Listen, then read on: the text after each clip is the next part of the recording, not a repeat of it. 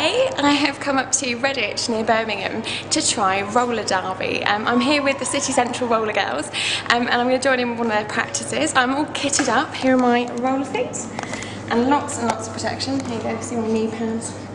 Got some wrist guards on, elbow guards, helmet, and I've got a helmet cam on, so hopefully you can see stuff through my eyes throughout the practice. I've just done the warm-up and I'm already really boiling. It's really active. I'm going to learn something about the sport and then I will tell you guys a bit about it later, so I'll see you in a bit. Showing me and the other beginners the ropes is Toby, the coach. He shows us the two most important parts of roller skating: how to stop and how to fall. And there are lots and lots of different falls. Some are prettier than others. This is called the porn star. Having been shown the moves, it's time for us to practice them, the aim being not to knock over those cones. Let's see how I do. First, a stop.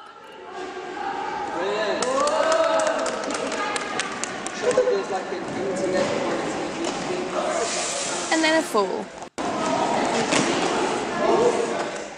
As you can see, Grace, as ever, is my middle name.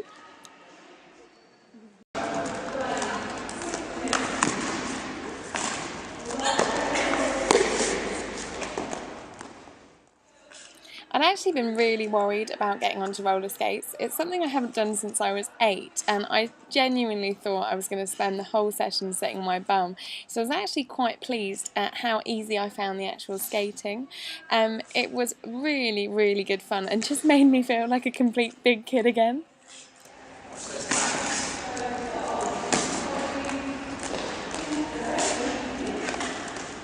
Having been taught how to do stops, we were taught some different skating techniques, from sidestepping to skating on our tiptoes, something that you need to do if you're going to do a speed start, because you kind of run and then skate to pick your speed up. Once we'd had enough time to practice the skills, we then put them into action with a rather comic relay race. Eat my job!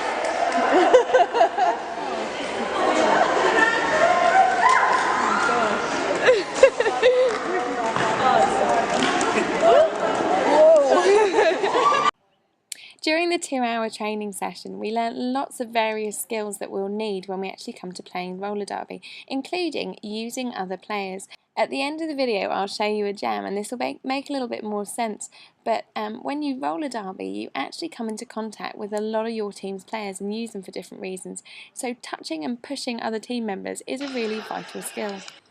Now, my challenge this week was just to learn the basics of the sport.